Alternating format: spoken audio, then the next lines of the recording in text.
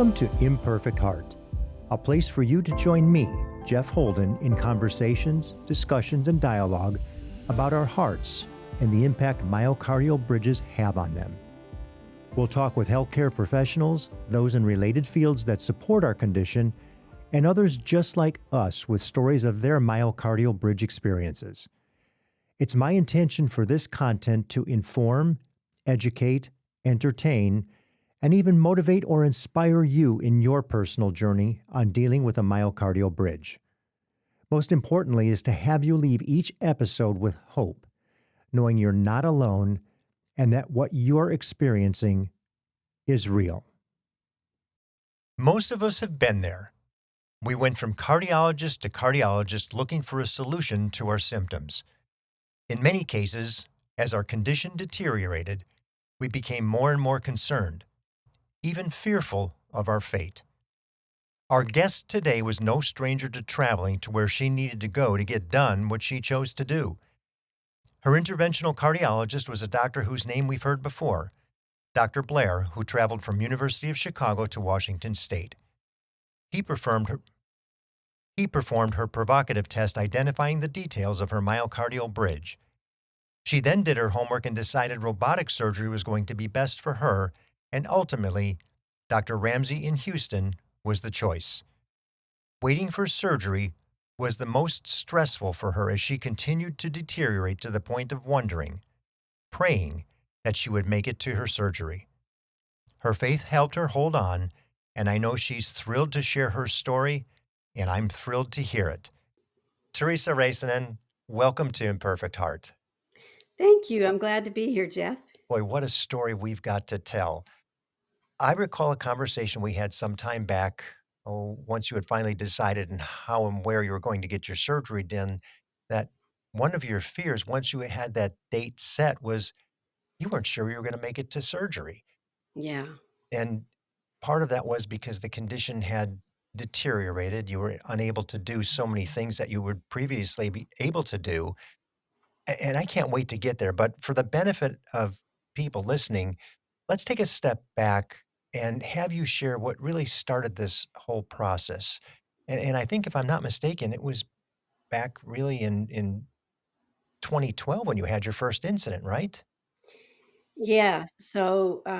I woke up in the middle of the night with terrible chest pain, and my husband rushed me in, and they kept me in overnight with a nitro drip, all that stuff, and did an angiogram the next morning and said, well, we don't know what it was, because everything looks clear. And they sent me on my way. But it had to have been that. They did mention something about vasospasms can do this, but they didn't really allude to anything that would be causing it. They just figured that it was maybe medication, and so they changed my medication a little bit. But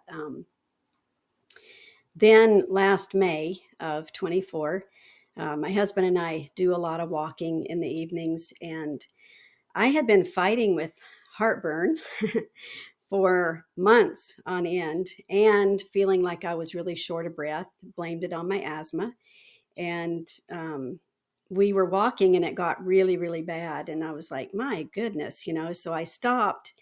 And then when I stopped and it eased up, I'm an RN. And so I knew that it wasn't heartburn. You So then, can't induce heartburn and right. regulate it that way. Yeah. So it was a couple of days, I was kind of in denial. I just ignored it. My Don't we husband did, don't though. we all don't wanna believe. Yeah.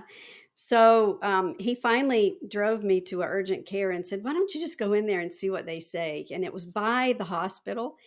And so as soon as I went in, they did an EKG. And then the doctor came in right as Gene was also walking in the door because he had gone to park the car. And um, she looked at him and she said, can you drive her over to the hospital? And he goes, well, yeah, sure. And she goes, oh, good, because if you can't, I'm going to call an ambulance. Oh, wow. And I was like, oh, okay. Well, so then we were 7 hours in the ER, back and forth. You know how it is since COVID. It's pretty bad. Finally got taken back after different testing, and then they'd send us back out into the waiting room. Got taken back out, talked to the doctor. It was like midnight at this point, and He said, "I'm sorry, but I really can't let you go home." And I'm like, "Really?" And he said, "No, I can't." He said, it would be foolish of me to do that." He said, "I need to put you in."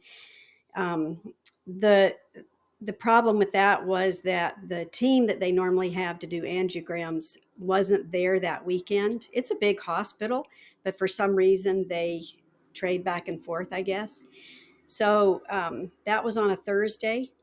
So I was in for 5 days and they did different testing, while I was in there, the nuclear stress, which I failed miserably, all that kind of stuff. Mhm. And then on Monday morning, they did the angiogram, and the doctor came in after I was back up to my room and said, "It's good. We know exactly what's wrong with you. We're going to put you on medication and you'll be just fine. It's called a myocardial bridge." And they explained everything about it, which was amazing to me after doing the research, that a doctor was actually telling me that this is what it is, and they weren't poo-pooing it, and Mhm. saying, "Oh, this isn't what your symptoms are from." So I felt pretty blessed with that. And we left the hospital, and it was probably, a month, down the road, and I thought, I'm going to start really checking into things more. And so I started watching your podcasts. I watched a ton of them, like every doctor, and everything. And um, I remembered looking at maybe Dr. Balky's, and then learning about Dr. Blair. And I did a little research on Dr. Blair and found out that he had actually moved back to the Pacific Northwest, and he was up at University of Washington in Seattle. And he's the interventional cardiologist, so he knows how to do the correct testing. So I called up there, and then I got my primary doctor to get an appointment for me to see Dr. Blair, and he's amazing, just incredible individual, and made me feel so comfortable, just. And so then I had that testing done. In the meantime, I decided after watching uh, your podcast with Dr. Ramzy that that was where we wanted to go for the surgery if Dr. Blair decided, that that's actually what I needed. And Well, when they did, okay, if we step back just a second, yep, you're in Washington State, yes, and you're in the hospital for 5 days where they actually give you the diagnosis of a myocardial bridge with some mhm, medication to alleviate or at least minimize the symptoms, right. knowing that now the next step would be to get some sort of testing to confirm the significance of the myocardial bridge, correct? Well, actually, when I left the hospital, I had an appointment to go to see the group of the cardiologists that I had been seen by in the hospital. Mhm. And the doctor that saw me that day in office when we went for our follow up appointment was not the doctor that had done the angiogram. And he told us that the bridge had nothing to do with my symptoms. Mm. And it was to a point where I was looking at the door thinking, how quick can I get up and run to that door and get out of here? I was starting to have like really bad anxiety attack, And I finally just kind of sat there and I just ignored everything that he was saying. And then I said, "Thank you very much." And we left, So that was kind of really eye opening because it was just the thing that everyone else was saying that was happening to them. Mhm. It was just textbook, and so it was like, "Oh, okay, this maybe isn't gonna be so easy." So, I really didn't get that's why I didn't have the cardiologist give me the referral to Dr. Blair. That was all my doing. Um, I had to work at that, and call his office and find out what I needed to do, and then, it was actually my primary doctor that sent the referral up for me to go up there, and so that's how I wound up with Dr. Blair. Boy, that's wonderful, and if that doesn't emphasize, again, the need for self-advocacy and awareness, It's incredible. Yeah, Mhm. you have to be steadfast, you have to believe in yourself, and know that this is what you need. You're the one that feels the symptoms, you're the one that has lived through all of this, and it's just so black and white, really. But it takes a lot of perseverance and a lot of patience and being just ever so nice Yes, yes. to get what you want. And I wanna make a point of that too because we do see on the Facebook group sometimes, and we do see people and we hear of people who get very aggressive and understanding we certainly understand the frustration of not Frustration. being able to get something identified properly, but these are doctors. If you give them the respect, they're Yes. much more likely to listen when you're treating them with that respect as opposed to, they don't know what they're talking about, they're not aware. Some literally are not aware, but that doesn't mean they're unwilling to learn. And Yes. and sometimes it's on us to help educate them so we can get what we want in terms of advancement to the next step, if it's a provocative test or surgery, whatever it may be. That's correct, yeah. Well, I applaud you for that, for taking those steps with the proper patience and understanding you're gonna get yourself there. I was determined. You absolutely were, and you were so fortunate. I didn't wanna interject when you were talking about Dr. Blair, but Dr. Balke in Chicago, University of Chicago, who is one of the premier robotic surgeons as well, Mhm. that Dr. Blair was his interventional cardiologist. He relied on him heavily Yes. for a lot of the work that he would do. So Yes. you were so fortunate to have one of, the best in the business show up in your Mhm. home state. Yeah. So how convenient was that? And I'm gonna put a little plug in here for Dr. Blair. I would love to have you on the program. I know we've tried, you've helped me. I still haven't been able to get him to, I ask him every time I see him. thank you, thank you. Well, now you can send him your episode at some point, and maybe he'll say, "Okay, the guy's okay." He's just he's kinda shy, maybe, I don't know, but, he is really invested in doing more, even through a interventional cardiology, avenue, because he even said that one day he'd like to see if there was a way to actually fix the bridge without having to have even robotic surgery, to do it from a interventional cardiologist side, Mhm. which I can't even envision that, but he can, and so he's very excited about it. Wouldn't that be wonderful? Yeah. So you have your provocative test with Dr. Blair, who is somebody we know and trust and understand. He gets it. He's gonna do it properly. He's gonna identify what needs to be identified. And then what? He told us that it was so bad that my blood vessel totally collapsed onto the wire that they use to, and so in the picture, all you could see was the wire. And it was a good long bit of it, that, and he said, so, we can try medication, if you want, and see how that goes. And I said, we'll continue to do that. I said, but I would like a referral down to Dr. Ramzy. He had told me that, he would refer me to anyone that I wanted to see. And so I told him I wanted to see Dr. Ramzy. So he sent the information down. They do have a doctor now, a surgeon up there at UW that will do the surgery, but it's a sternotomy. Mhm, It's not robotic. And I, being a RN and home care and all that, and seeing, taking care of patients that had sternotomies, I was not didn't want that for myself. For some, I'm sure that that's what they need, and maybe they're more comfortable with that. That's what you had. mhm. But for me, it just wasn't something that I wanted to try and do at that point. So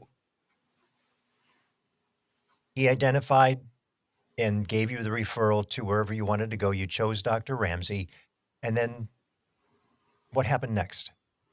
And what's the timing here? Where are we now? We're toward the end of 20. I was diagnosed in May, and then I think it was maybe not until actually September Okay. that I got the provocative testing done.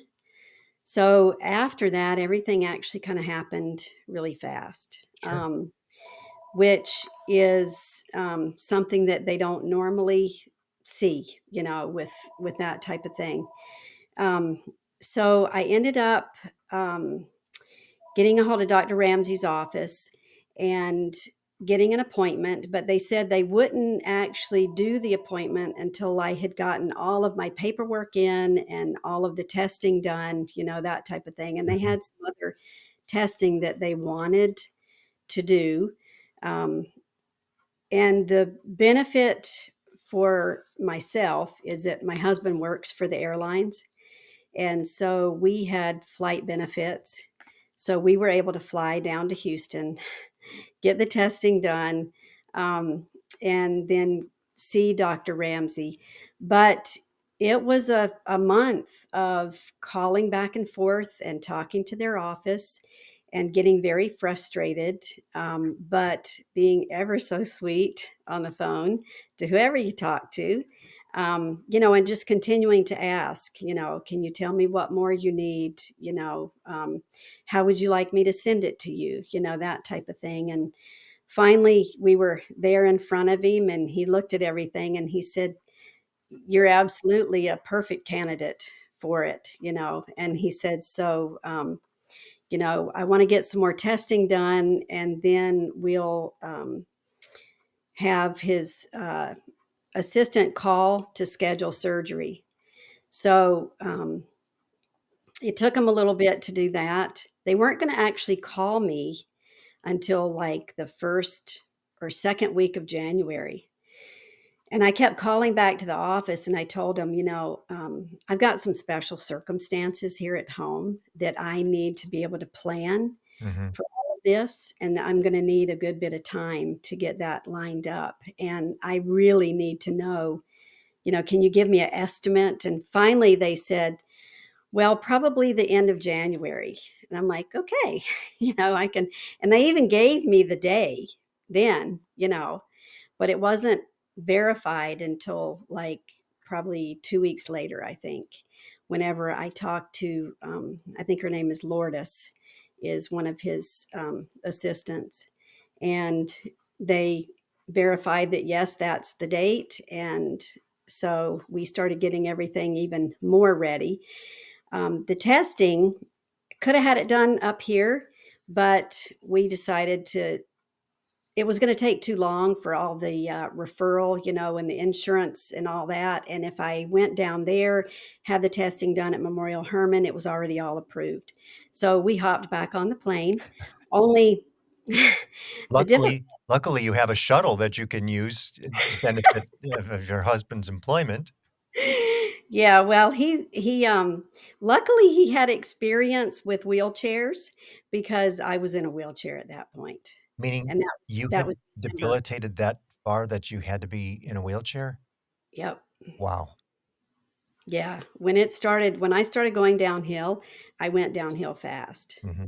September, I was still walking around, in my house. I'd get really short of breath though. Our bedroom's upstairs. I could go up a half flight and I'd have to sit down, I mean, I just couldn't. Everything, I walked so slow, I didn't go anywhere, didn't do anything.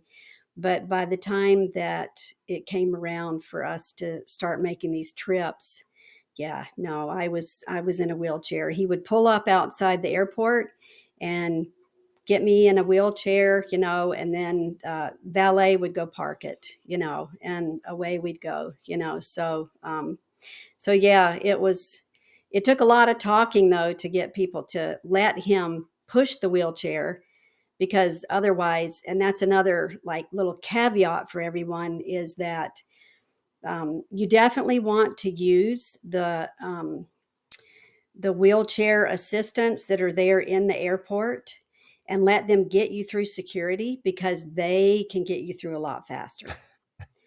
They go around everyone, okay, and they get you right up to the front. And when you're done through security, tell them thank you, give them their tip, and then take it from there, because then you need that wheelchair still, and you don't want to just be sitting in one spot and waiting on someone else. You have your person there, your husband or whoever with, you know, and we had hours before, you know, and so we'd go get something to eat, you know, and then when we had layovers, it was the same thing. We requested a wheelchair, they brought it, they'd take us a little ways, and then my husband would say, you know, if it's okay, I can take it from here, and he'd give him a nice tip, and you know, they were very happy to let him take the wheelchair and I'm go. sure, I'm sure.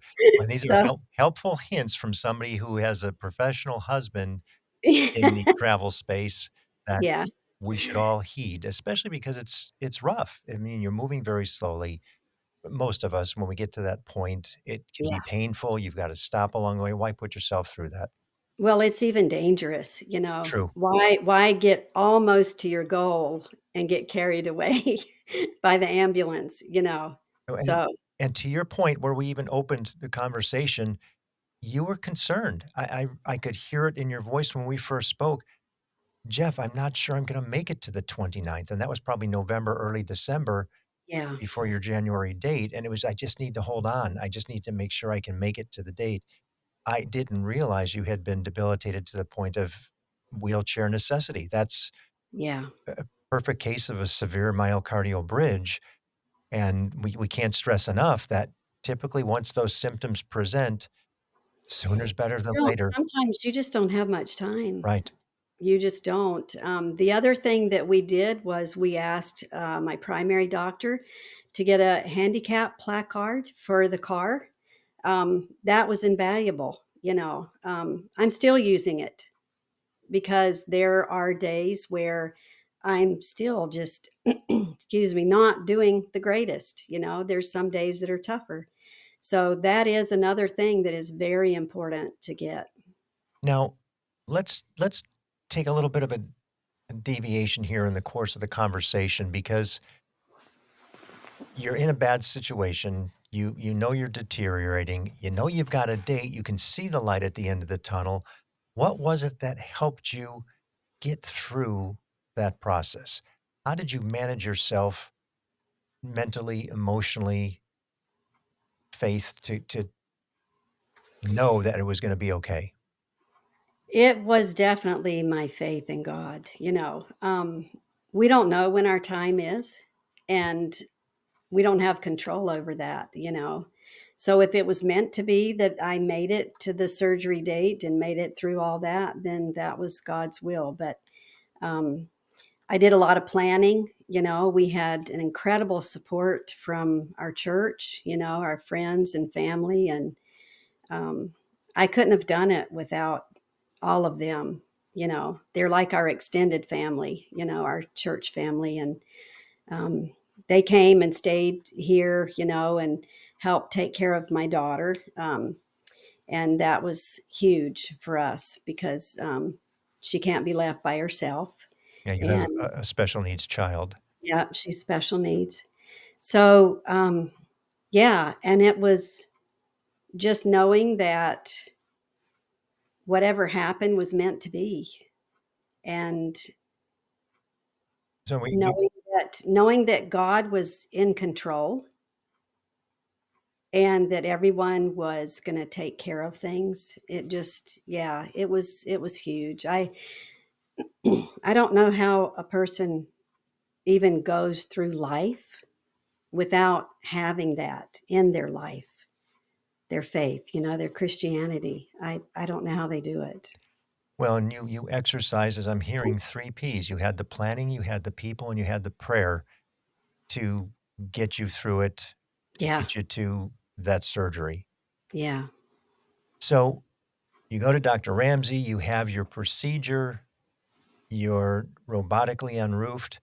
What's the experience post-surgery? Tell us what you went through. I remember waking up not in recovery. I was back in my room. Um, and I just remember telling them that somebody needs to do something because this hurts so bad I can't even breathe. You know, it was like, so they were scurrying around, you know, and everything. I don't remember, to be honest, much about that first 24 hours. Um, After that, I have to say that My husband was incredible because every 3 hours, he was making sure the nurse was called and that they got in there and gave me pain medicine, and he was keeping a running log of what I had had, what I was due to have, and what time. So he knew when it was getting close, and he would call them, and if it wasn't for him doing that, I think that, there'd have been a lot more suffering going on. But he was adamant, and when they'd come in and say, "Oh, well, she just had so and so," and he'd go, "Nope, here it is right here." Well, and, back They'd look and they'd say, "Oh, Mr. Raisin, and you're right." right, and back to that self-advocacy, you had somebody there to monitor, which is important, and make sure that things are happening the way they're supposed to happen. Yeah, Secondly, to address the caregivers, they are so, so important in the they're so process, important. Yeah. and whether they be a spouse or a family member, whatever, and I will, shout out to my wife who was equally as significant in the process of healing as she was in the process of getting me, into the hospital in the first place, but Yeah, they are so important, and we do have to recognize the support that they give us in so many different ways. absolutely. Yeah, my husband's a gem, though. I mean, he just Did we've been married 36 years, so congratulate is it 6 children you have? yeah, 6 children, 18 grandchildren, and number 19 due in November. Oh my goodness. What a Yeah. Christmas party you must have. Oh, yeah. It's awesome. So, I wanna stress something that I a lot of people hear robotic, "Oh, it's a piece of cake. You go in, you get out, and it's done. You're walking and running the next day." Yeah, maybe some people, Um, everybody's different, and again, back to the novelty, uniqueness of each individual, and you're a petite woman, so even more so, maybe a little bit different in the way that it's gonna feel for you because the rib cage is yeah, smaller and again, every surgery has its nuance. Every person's experience is unique to them. And I'm glad that you shared that it was painful that next couple of days as you managed your medication and your healing process. So, how long were you in the hospital? um, I was supposed to be in longer than I was. Of course, you probably advocated yourself out. I was ready to go back to the hotel and just let my husband take care of the pain medications because you get to a point where you're tired of fighting, kind of, because some of the nurses are good and some of them aren't so good. I mean, you find that everywhere. Mhm, Um, so I felt like I would be better cared for if I could just leave. The trouble with that is that the oxycodone that you get in the hospital, they're not so quick to give it now, whenever you're leaving the hospital. And I don't take Tylenol threes really well. And so we had a bit of a problem with that. It wasn't actually, to be honest, until we got back home and I went into my primary doctor, and she is the one that gave me the script for the oxys for, oh, I was taking those for a full month because of the amount of pain that I was having. It wasn't like I had to take 3 and 4 of them, but it mhm, was just that I needed that one, along with Tylenol, and you have to really, do your pain medication, in a specific way, and people really trying to learn that is another good thing because you can take something and 2 hours later you need to be taking something else, and 2 hours later you need to be taking something else so that you've got on board medication, because if you let it get to a point where your medication is running low in your system, you're going to suffer, mhm. at least for me. Yeah, So I think yeah, that's all of us. There's that buildup and maintenance that you want to maintenance, yes. continue in your system until the pain subsides, and then you start to back off on the medication, so it really is important. We did have somebody I spoke with, and I remember her saying, "Well, I'm an athlete, and I understand pain, and I'm gonna I'm not gonna take that," right, and with a sternotomy. "I'm not gonna take that because I just don't wanna take the medication." And so she didn't for a day, And by the time the pain started, it took her another 2 days of just horrific, horrific, almost intolerable pain because she had let the medication clear her system, and then she had to Yeah. catch back up and get it back in. So, yeah, note to everybody that it is important, and it's important to take that pain medication even though you don't want to necessarily, because it allows you to do things that you wouldn't normally do because it was too painful. It might hurt to take a deep breath, but they want you taking deep breaths, In order to recover properly, you have to have the pain medication on board. Yeah, and that's it's coming from an imperative. RN. Yeah.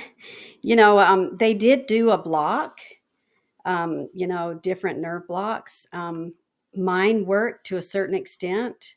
My heart sister that was in the hospital the same time I was, Gabby, Mhm, uh, didn't work for her at all.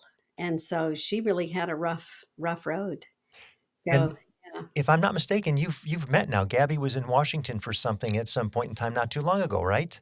Well, it was funny because the day after surgery, I had been remembering that she had mentioned on the Facebook page that she was having surgery. And she even sent a note to me about that maybe we'll be there at the same time. It would be great to get together. And I didn't think anything of it.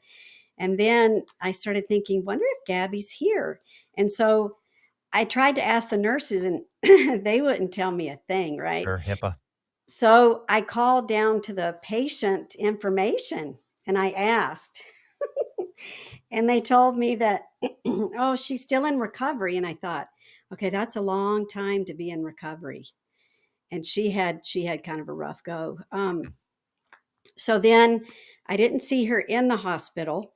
I really wanted to, but didn't get a chance to do that. And then we were in a hotel for about a week and a half, and she got out of the hospital, and I managed to get a hold of her through the Facebook, and got her number and went to her hotel the day that we were going to be flying out, and managed to see her and give her a hug.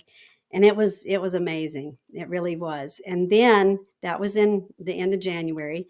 And then in June, first week of June, Gabby was here with her husband and children. They had planned this trip. His family lives over here, and they're from Ohio.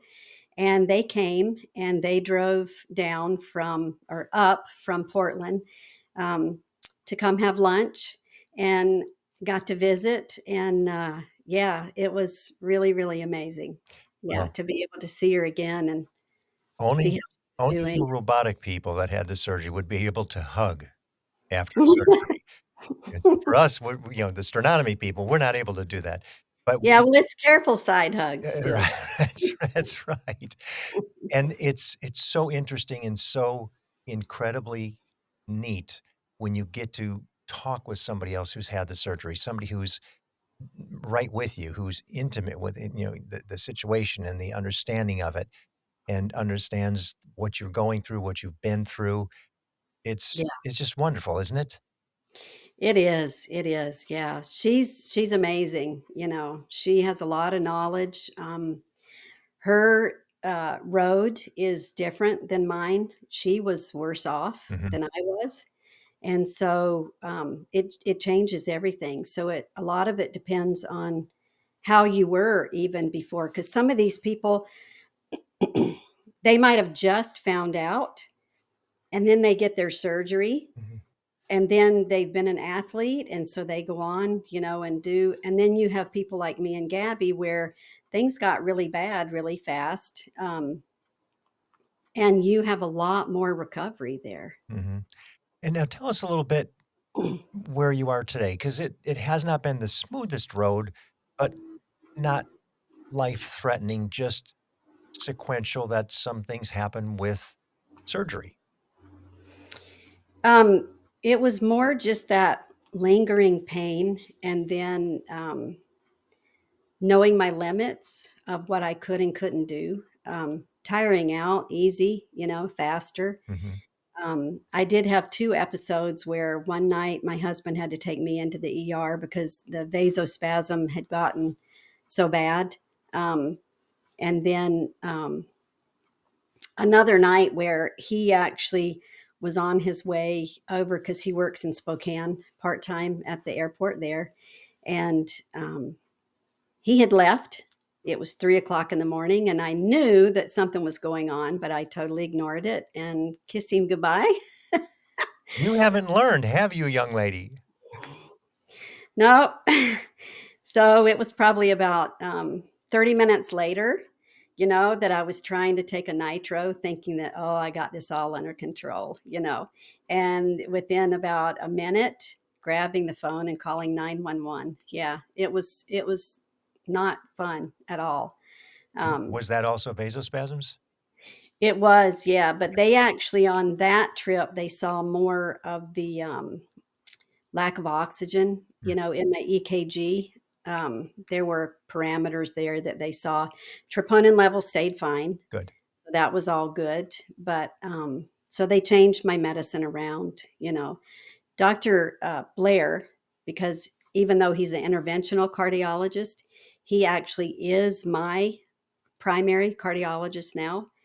And that's amazing and wonderful. And he calls me on the phone to check on me.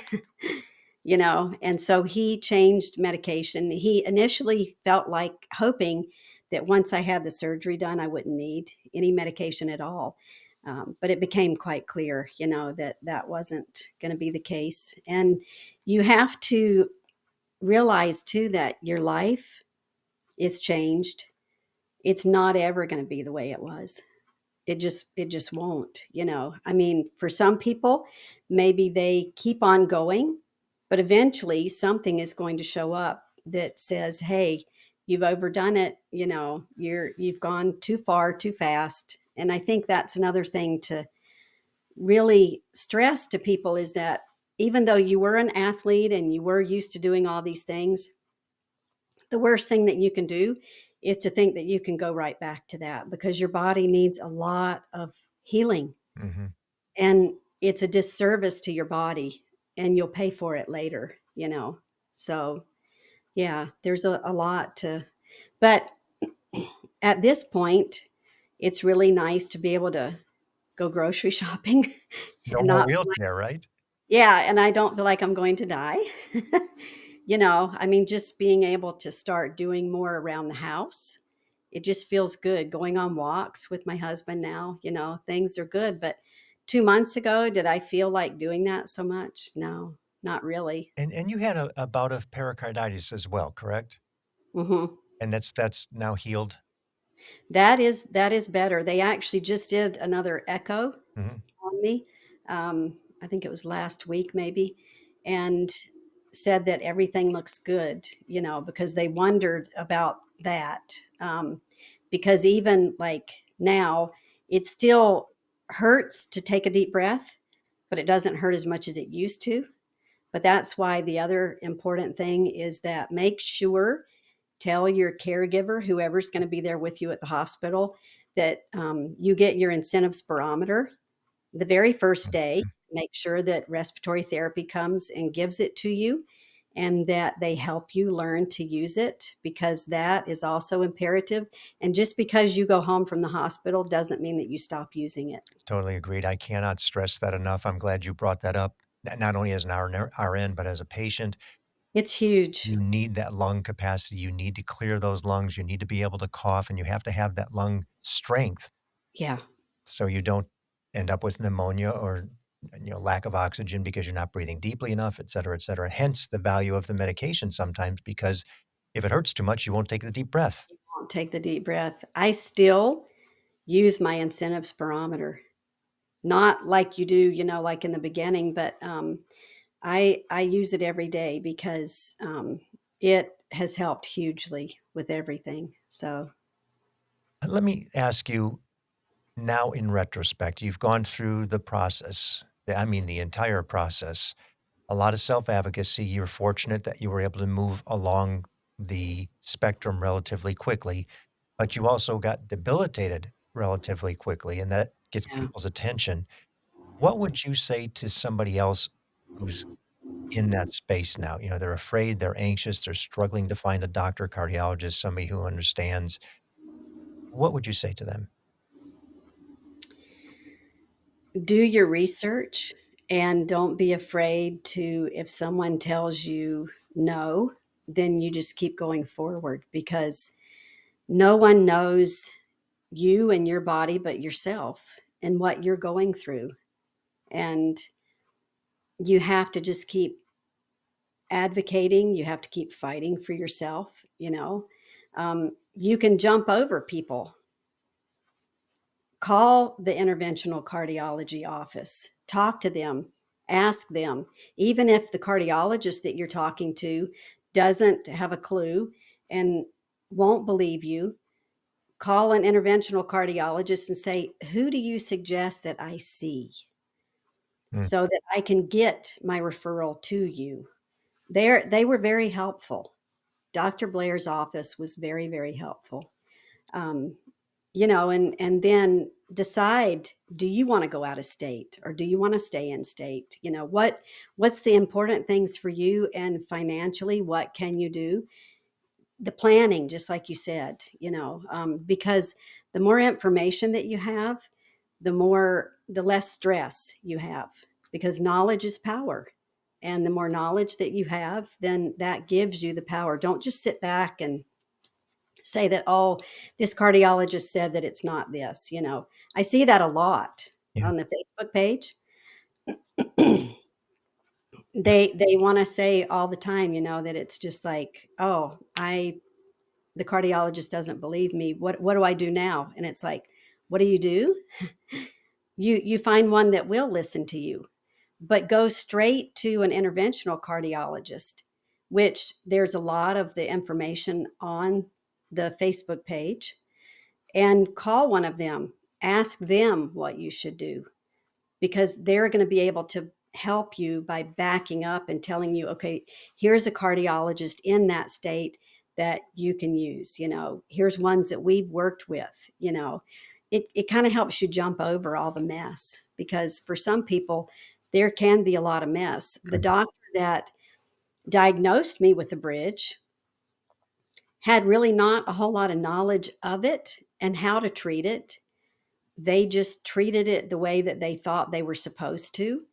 And that was good. But as for her having the knowledge like Blair or someone else, she wasn't even close to it. I actually sent her the information about your podcast and told her that she needed to listen to some of those, and gave her certain episodes to listen to. I don't know if she ever did, but well, hey, you got to try. totally agreed. If it's simple to send a digital link for somebody to listen, great. If they need a book, we now have a book. You can throw that book at them and say, "Here, read this." It's full of stories and doctors' experience. And you were fortunate. Dr. Blair is one of the best in the business as an interventional cardiologist. Yeah, And he and we is. do have 2 for the benefit of somebody who's listening maybe to this as their first episode. There's an episode with Dr. Jeffrey Fowler from University of Pittsburgh Medical Center, phenomenal discussion on the provocative test, and then right behind that is Dr. Khaled Ziada from Cleveland Clinic, who also talks about the significance of, the provocative test and what they can identify not only the bridge, but beyond the bridge into microvascular disease. Right. One thing I wanted to ask you, and I didn't when you were explaining it, with the vasospasms, did you have endothelial dysfunction? Yes. Okay, severe, moderate? He said that it was probably moderate. It wasn't like so bad. I don't know what the difference is between that and the microvascular disease, like whatever they consider like is like maybe in the lower, tinier areas. Yes. But definitely my LAD, which is where the bridge was, there was a lot of endothelial dysfunction there. And Mm, that's what they're trying to control right now, because that's what's giving me the issues. yes. You've had the damage occurring all your life. I remember as a child, I hated PE because I felt like I couldn't breathe. You know, I mean, I always thought, "Oh, okay, it's just because 'cause I'm little, I don't like," when I was, expecting some of my children, there were cardiac problems that I had, during that time. Looking back, you can see how things are, and a person has to remember that just because you've fixed that genetic problem doesn't mean that all of your issues are going to go away, because the issues have been there for years building on that. The younger that you can excuse me, find out that you have a bridge and get that taken care of, the better. Totally, totally agree. And if you don't mind, because a lot of people will not watch it, they'll listen to this. How old are you? 62. Okay. Oh, you're a youngster. So even at 62, that's 62 years of that artery being beat up. And Yes, now that it's unroofed and it's got the ability to flow much more freely, it takes some time. And we do hear that the endothelial dysfunction can heal over time. It could be up to 2 or 3 years, right. for it to, grow back into itself and relieve some of that dysfunction, which is a chemical situation that causes it to constrict. And Yeah. yes, they can treat it with medication, which is the good news. Well, Teresa, I cannot tell you how much I appreciate the fact that we've finally been able to get you I scheduled know. to talk. I am so, so thrilled to see you and see that things are going well and to hear that things are going well. And I know the extended part of this journey continues to improve, Yes, and I can see it, and, your symptoms are minimizing as you go. So, it thank is. you so much for what you're doing, for sharing your story.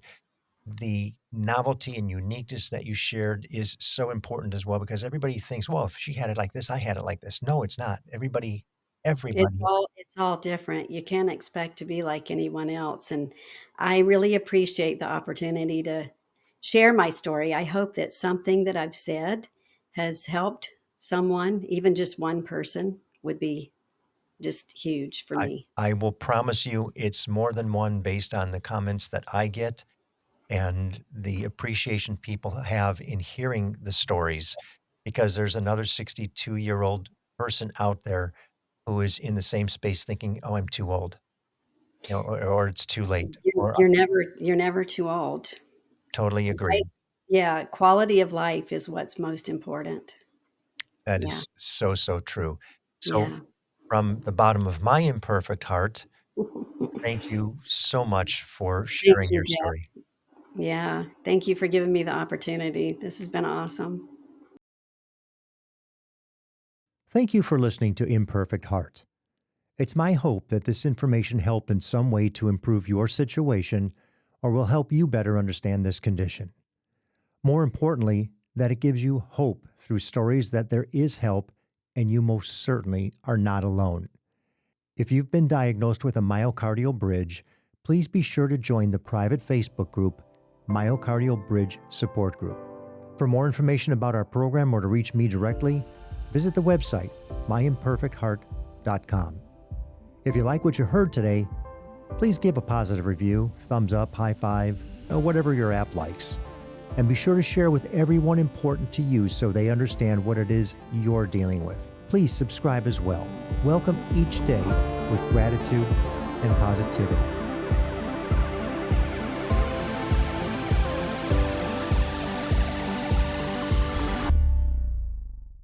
The views and opinions expressed in this program are solely those of the host and the guest and are not intended to provide, nor are they a suitable substitute for, professional care by a doctor, therapist, mental health professional, or other qualified medical professional.